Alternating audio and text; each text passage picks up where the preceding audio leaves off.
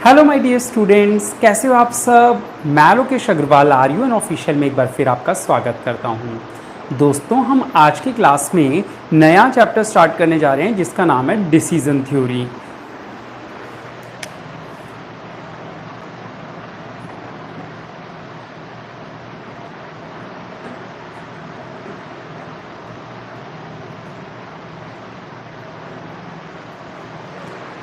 इस चैप्टर में बेटा कई अलग अलग सी चीज़ें हैं। इनफैक्ट जैसे आज की क्लास में ही हम अगर बात करें तो हम 5 अलग अलग चीज़ें, इनफैक्ट 5 को भी बोलें तो 10 अलग अलग चीज़ें सीखने वाले हैं, ऐसा कह सकते हो आप, है ना। तो हम डिसीजन थ्योरी के चैप्टर में डिसीजन कैसे लिया जाता है, जैसे कि आपने पिछला चैप्टर पढ़ा था गेम थ्योरी, उसमें मैक्सिमिन मिनीमैक्स इस तरह की चीज़ें होती थी।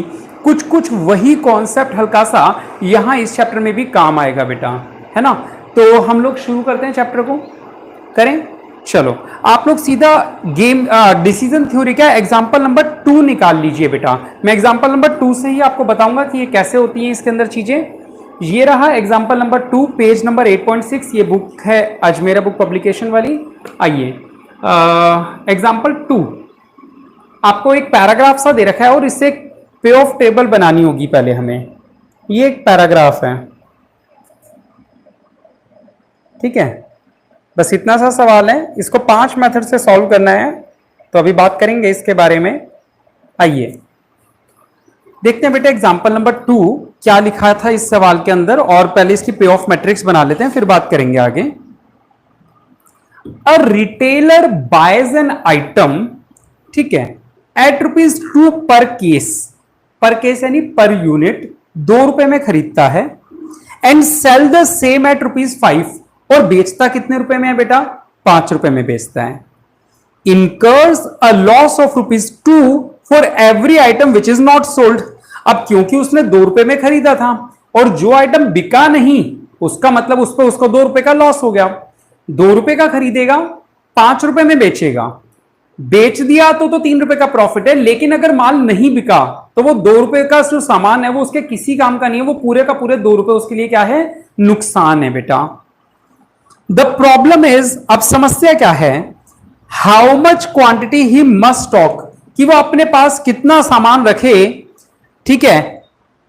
Previous experience shows that demand varies from 13 to 15 cases a day, यानी जो उसका पुराना एक्सपीरियंस है वो कहता है, पुराना एक्सपीरियंस, कि एक दिन में 13 से 15 यूनिट बिकती हैं। यानी कि हो सकता है 13 बिक जाए, हो सकता है 14, हो सकता है 15, श्योर तो नहीं है ना बेटा, 13 भी बिक सकती है, 14 भी और 15 भी। तो आपको बताना है कि वो कितना स्टॉक अपने पास रखे कि उसको सबसे ज्यादा बेनिफिट हो। फिर यूजिंग में 5 मेथड्स आपसे पूछे गए हैं, और लास्ट में एक लाइन लिखी है, assume that his degree of optimism is 0.7। वो लास्ट में बाद में बात करेंगे डिग्री ऑफ ऑप्टिमिज्म होता क्या है, ये 0.7 वाला। फिलहाल 5 अलग अलग मेथड से इस सवाल को सॉल्व करने को बोला है। पहले हम एक पे ऑफ मैट्रिक्स बना के देखते हैं, ये गेम थ्योरी से कैसे अलग है। बेटा गेम थ्योरी में 2 प्लेयर्स हुआ करते थे, एक को फायदा एक को नुकसान होता था। यहां पे एक ही प्लेयर है, मैं ही वो शॉपकीपर हूं, मेरे पास चॉइसेस है कि मैं 13 खरीदूं और 13 खरीदूंगा तो, और 13 ही बिक गई तो आज मुझे फायदा होगा 3 रुपए का। 13 खरीदा, 14 बिक गई। अच्छा, 2 रुपए का जो लॉस है ना, वो लॉस क्या, सुनो एक बार दोबारा से सुन लो। He incurs a loss of ₹2 for every item which is not sold, ठीक है। यानी हमने 13 खरीदी और 14 बेच, सॉरी क्या बोल रहा था मैं, 13 खरीदी और 14, हाँ ठीक है, तो 2 रुपए की, अगर नहीं बिका तो 2 रुपए का नुकसान हो जाएगा हमारा। चलो बेटा शुरू करें, आओ।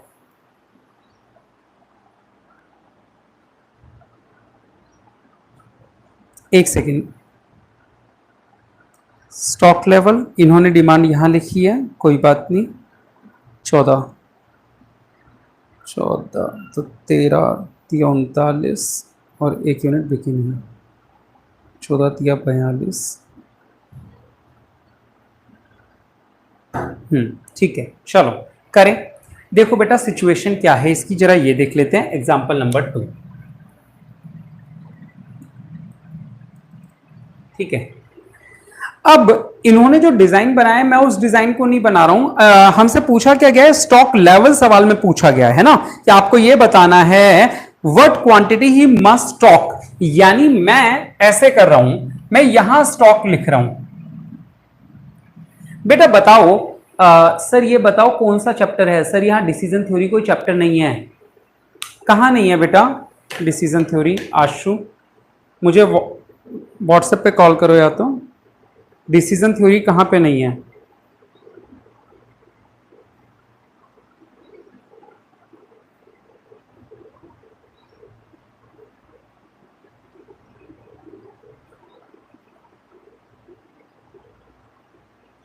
व्हाट्सएप कॉल कर लो चाहे तो।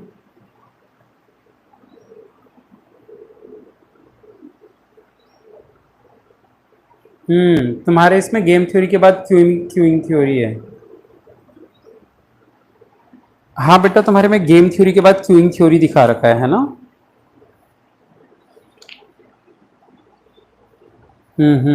एक सेकंड रुको, मुझे और देखने तो, एक बार होल्ड पे ही रहो।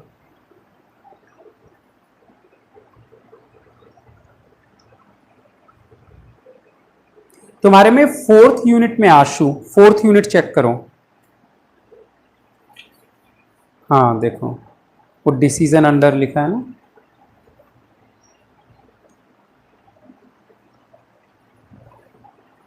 अरे मैंने फोटो भेजी थी ना, उसमें देखो। तुमको क्या बुक में ढूंढ रहे हो, किस में ढूंढ रहे हो? सिलेबस में किस में ढूंढ रहे हो?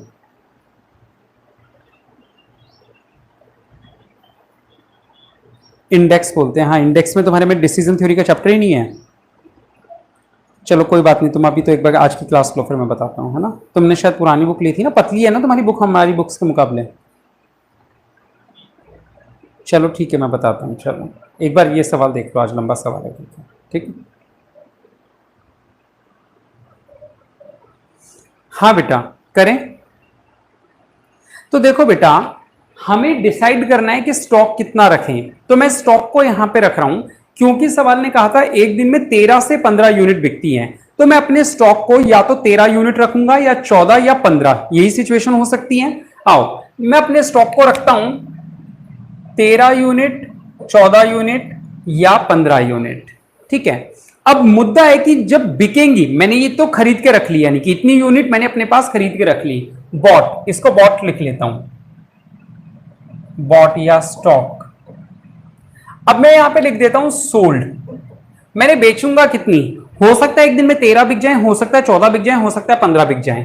तो 13, 14 या 15 यही हो सकता है बेटा। अब हम बात कर रहे हैं इस पे ऑफ मैट्रिक्स की। बेटा पे ऑफ मैट्रिक्स का मतलब क्या होता है? पे ऑफ मैट्रिक्स का मतलब हमारे फायदे के बारे में कैलकुलेशन करनी है कि प्रॉफिट कितना होगा। तो बेटा प्रॉफिट कितना होगा जरा सोच के देखना। हम 2 रुपए की चीज को 5 रुपए में बेचेंगे तो 3 रुपए पर यूनिट का प्रॉफिट हो रहा है। सोच के देखना, मैंने 13 यूनिट खरीदी थी और 13 ही यूनिट बेच दी, तो हर यूनिट पे 3-3 रुपए का फायदा हुआ। 13 तिया 39। मैंने 13 यूनिट खरीदी, लेकिन जो मार्केट में डिमांड थी, सोल्ड की बजाय यहां पे क्या लिख दो? डिमांड लिख दो। जो बाजार में डिमांड थी वो 14 की थी। बेटा डिमांड 14 की थी, लेकिन मैं तो 13 ही लेके आया था। ये मान लो मैंने आज अपने ठेले पे कितने आम रखे हुए, कितने क्या कहूं बेटा, ये मान लो तरबूज रखे हुए हैं 13, है ना? 13 तरबूज रखे हुए हैं, डिमांड 14 की है, तो मैं बेच तो 13 ही पाऊंगा ना बेटा। तो 13 बेच पाऊंगा, तो 3-3 रुपए के हिसाब से 13 तिया 39। एक तो बेच ही नहीं पाया क्योंकि मेरे पास था ही नहीं। मेरा कोई नुकसान नहीं हुआ इसमें। मैं ठेले पे 13 लेके गया था, ग्राहक 14 खड़े थे, तो बेटा मैं 13 को बेच के तो 13 से पैसे कमा लूंगा ना, कोई नुकसान थोड़ी हुआ। मैं ठेले पे 13 वही लेके गया, तरबूज लेके गया, वाटरमेलन, और 15 ग्राहक मेरे सामने खड़े हो गए, तो भी मैं 13 लोगों को तो बेच ही दूंगा ना बेटा। तब भी 13 तिया 39 रुपए, तो तब भी मेरा प्रॉफिट आया, हाँ या ना? ठीक है, अब मेरी बात सुनो। मैं ठेले पे 14 तरबूज लेके गया। कितने तरबूज रखे ठेले पे? 14। ग्राहक खड़े हुए 13। 13 ग्राहक खड़े होने की वजह से मुझे 13 तिया 39 रुपए का फायदा हो गया या नहीं हुआ? लेकिन क्योंकि मेरे ठेले पे 14 तरबूज थे, एक तरबूज बिका नहीं, तो जो बिका नहीं उसकी वजह से 2 रुपए का नुकसान हो गया। यानी आज जब मैं घर जाऊंगा तो मैं कितने रुपए कमा के लेके जाऊंगा? 37 रुपए कमा पाऊंगा। ये बात समझ में आई? चलो अगला केस देखो। मैं ठेले पे 14 तरबूज लेके गया था और 14 ही तरबूज खरीदने वाले ग्राहक खड़े थे, तो मैं सबको बेच दूंगा एक एक तरबूज और 3 रुपए प्रति तरबूज कमाऊंगा, तो 14 तिया 42 रुपए मेरी कमाई हो जाएगी।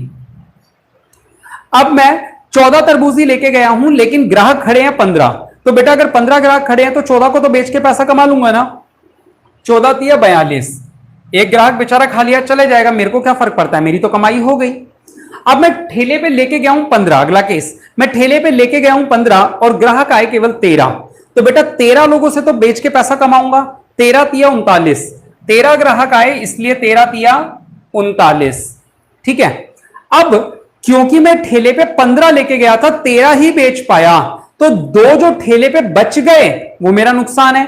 एक 2 रुपए का था, तो 2 कितने रुपए का नुकसान हुआ, 4 का। तो 39 में से 4 गया, कितना बचा, 35 रुपए। आई बात समझ में। उसके बाद मैं ठेले पे 15 लेके गया, ग्राहक 14 ही आए, तो 14 लोगों से तो मैंने पैसा कमाया, 14 दिया 42। ठीक है, लेकिन वो ठेले पे 15 लेके गया था, 14 ही बेच पाया, इसलिए एक बच गया, और बच गया तो 2 रुपए का नुकसान हो गया। 42 माइनस 2 कितना आ जाएगा, 40। आ रही है बात समझ में। अब मैं ठेले पे 15 लेके गया और 15 की ही डिमांड है, 15 ही ग्राहक खड़े हैं मेरे पास, तो बेटा कितने बेचूंगा, पूरे 15 बेच दूंगा। 15 तिया 45 रुपए का फायदा हो जाएगा। बताओ यस या नो। ये अभी हमने इस चैप्टर को चालू नहीं किया, अभी तो पे ऑफ मैट्रिक्स बनाई है, जो सवाल में गिवन होनी चाहिए थी, नहीं गिवन थी, इसलिए हमने बनाई है। चैप्टर का कोई भी कॉन्सेप्ट अभी तक चालू नहीं किया है। बताओ ये पॉइंट समझ में आया या नहीं आया जो मैंने बताया, बस इतना सा बता दूं।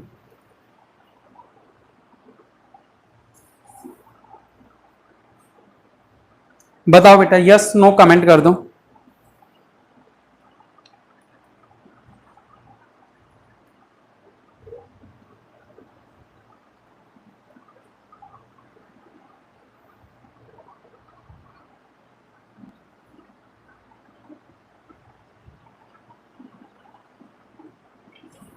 कमेंट करो, आया नहीं आया। यस सर आ गया, ठीक है।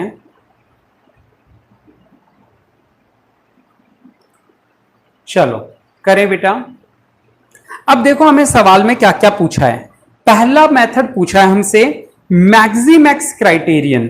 बेटा ये मैक्सिमैक्स क्राइटेरियन क्या होता है, आओ जरा इसको पढ़ लेते हैं। पहला क्राइटेरियन मैक्सिमैक्स, यानी ये सवाल सेकंड का फर्स्ट पॉइंट।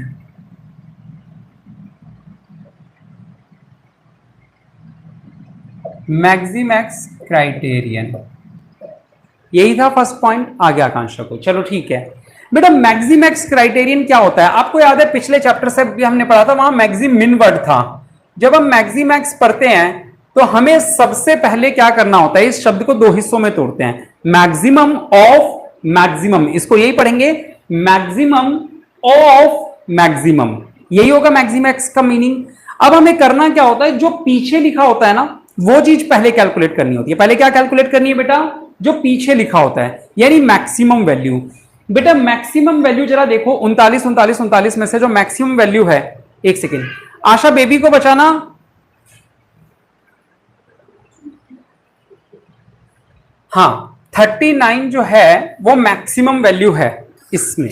इसमें मैक्सिमम वैल्यू कितनी है बेटा, 42। इसमें मैक्सिमम वैल्यू कितनी है बेटा, 45। मैक्सिमैक्स क्राइटेरियन कहता है कि वो वैल्यू चूज करो जो इन मैक्सिमम में से भी मैक्सिमम हो, यानी कि क्या आंसर होना चाहिए, 45। हो गया बेटा पहला पॉइंट सॉल्व, 45 आंसर आ जाएगा इसका। आई बात समझ में, पहला टॉपिक आ गया समझ में, मैक्सिमैक्स। दूसरा टॉपिक सवाल में लिखा है मैक्सिम मिन क्राइटेरियन। सवाल में दूसरा टॉपिक लिखा है मैक्सिमिन क्राइटेरियन। बेटा ये मैक्सिमिन क्राइटेरियन क्या होता है, जैसे कि आप कोई भी नाम पढ़ो तो पहले उसके दो हिस्से तोड़ लो। मैक्सिमिन, अब ये मैक्सिमिन क्या कह रहा है, मैक्सिमम ऑफ मिनिमम। अब मैक्सिमम ऑफ मिनिमम में पहले क्या कैलकुलेट होना चाहिए बेटा, पहले मिनिमम कैलकुलेट होगा, जो मिनिमम है उनमें से मैक्सिमम जो होगा वो आंसर हो जाएगा। चलो आओ बेटा, minimum value sir 39, minimum value 37, minimum value 35, यही होगा बेटा।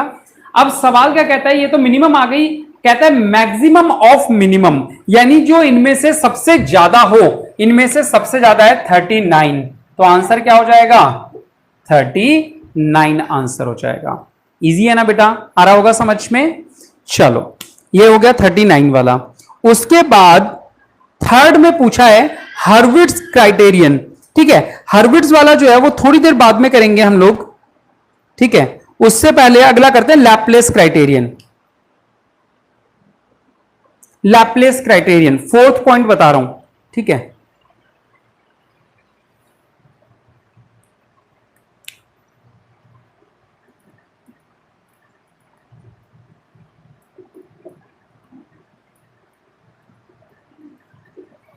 बेटा लैपलेस क्राइटेरियन क्या कहता है? लैपलेस क्राइटेरियन कहता है कि जो आपकी वैल्यूज है ना उनका एवरेज निकाल दो, एवरेज। ठीक है, तो एवरेज निकाल के उनका क्या करो, बस मैक्सिमम वैल्यू ढूंढ लो उनमें से जो आए, वही आंसर है। लैपलेस क्राइटेरियन में एवरेज निकालते हैं। एवरेज का मतलब देखो, आओ बेटा, 39 प्लस 39 प्लस 39 डिवाइड बाय 3 कितना आ जाएगा? 39। 37 प्लस 42 प्लस 42 डिवाइड बाय 3 कितना आ जाएगा बेटा? 42 42 37, 42 42 37 डिवाइड बाय 3, 40.33, 40.33। ठीक है, 35 40 45,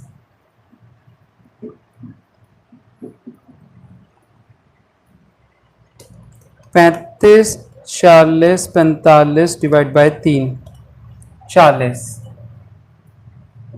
बेटा लैपलेस क्राइटेरियन में पहले हम लोग इनका एवरेज निकाल लेते हैं और एवरेज निकालने के बाद इनमें से जो हाईएस्ट वैल्यू है, क्योंकि ये प्रॉफिट का सवाल है, जब प्रॉफिट का सवाल होता है तो हाईएस्ट वैल्यू चूज करते हैं। अगर ये सवाल कॉस्ट का सवाल होता, सुनेंगे बेटा, अगर ये सवाल कॉस्ट का सवाल होता तो यहां से मैं हाईएस्ट वैल्यू नहीं करता, तो यही, लेकिन हाईएस्ट वैल्यू नहीं, लोएस्ट वैल्यू सिलेक्ट करता, क्योंकि ये पे ऑफ मैट्रिक्स है, यानी फायदे वाला सवाल है, प्रॉफिट के बारे में बात चल रही है, तो हम कौन सी वैल्यू चूज करेंगे? जो सबसे हाईएस्ट हो, यानी कि 40.33। बताओ बेटा यहां तक सबको समझ में आया या नहीं आया? इतना बताओ, फिर आगे बात करेंगे अपन लोग। बताओ 40.33 वाला आंसर आया नहीं आया? ठीक है, अब क्योंकि दो जो सीखने हैं, एक हर्विट्ज वाला और एक मिनिमैक्स रिग्रेट क्राइटेरियन, वो दोनों अच्छे सवाल हैं। पहले ये बताओ, ये आ गया, सिंपल है सर, वेरी गुड। आकांक्षा को भी आ गया, तुम्हें भी आ गया। 10-29 नहीं, आकांक्षा का मैसेज नहीं आया। आ जाओ, थर्ड टॉपिक देख रहे हैं, हर्विट्ज क्राइटेरियन क्या कहता है बेटा? देखो जरा ध्यान से देखेंगे, थर्ड वाला,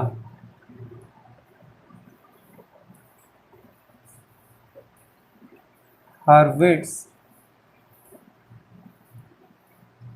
क्राइटेरियन। बेटा ये सीखना है आपको, आगे आकांक्षा को भी। हर्विट्ज क्राइटेरियन में क्या करते हैं हम लोग बेटा, क्योंकि ये सवाल फायदे का सवाल है, प्रॉफिट के बारे में सवाल है, तो हम पहले इनकी मैक्सिमम वैल्यूज लिखेंगे। क्या लिखेंगे सुनना, हर्विट्ज क्राइटेरियन में पहले मैक्सिमम वैल्यूज फिर मिनिमम वैल्यूज। देखो बेटा मैक्सिमम वैल्यूज मैंने यहां पे चूज करी हुई थी, ये रही, चाहे तो दोबारा चूज कर लो कोई बात नहीं। 39 ये रही, चलो नया करते हैं। 39 में से 39 मैक्सिमम वैल्यू कितनी है?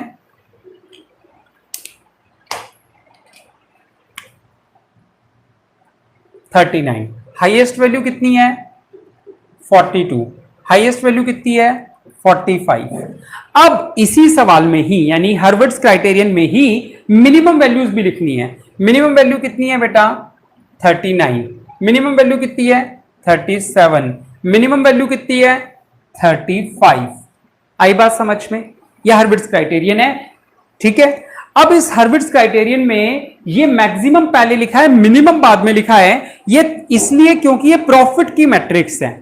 अगर ये कॉस्ट वाली मैट्रिक्स होती है, यानी मिनिमम कॉस्ट का सवाल होता है, ये मैक्सिमम प्रॉफिट का सवाल है ना, एक तरीके से प्रॉफिट के बारे में चर्चा है, ये जो मैट्रिक्स है, अगर ये कॉस्ट की मैट्रिक्स होती तो मैं मिनिमम पहले लिखता और मैक्सिमम बाद में लिखता। ये बात ध्यान देने लायक है। ठीक है, आ जाओ।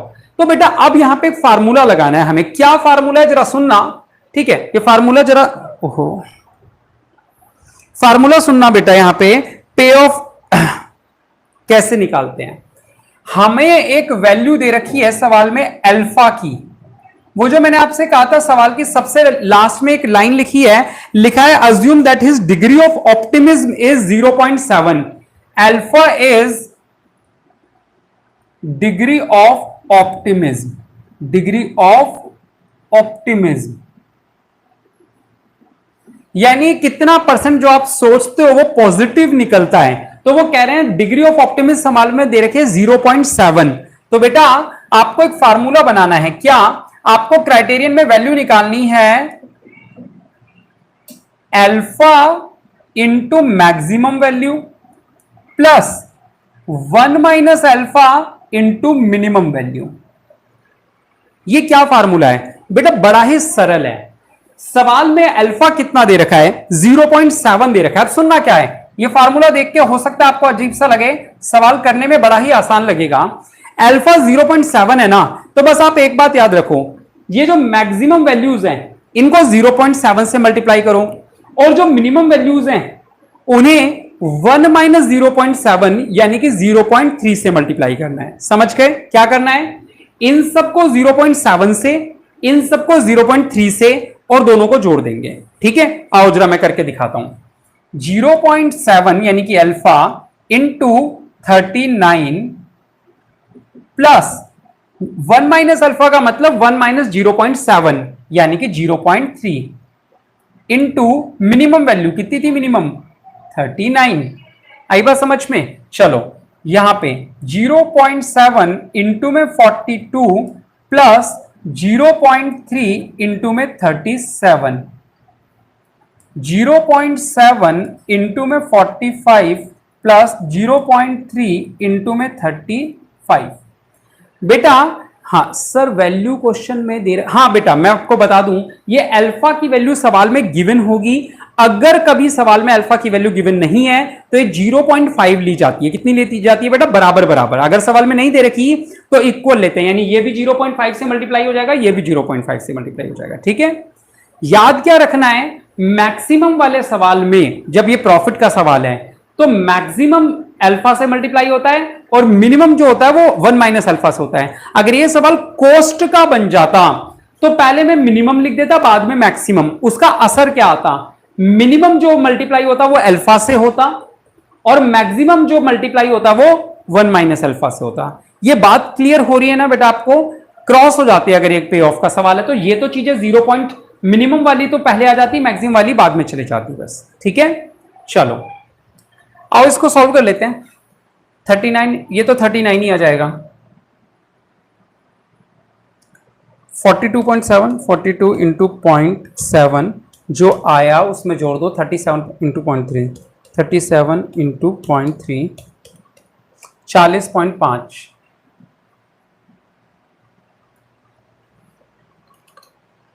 फिर है 45 इंटू 0.7, 45 इंटू 0.7, 35 इंटू 0.3, 35 इंटू 0.3, 42।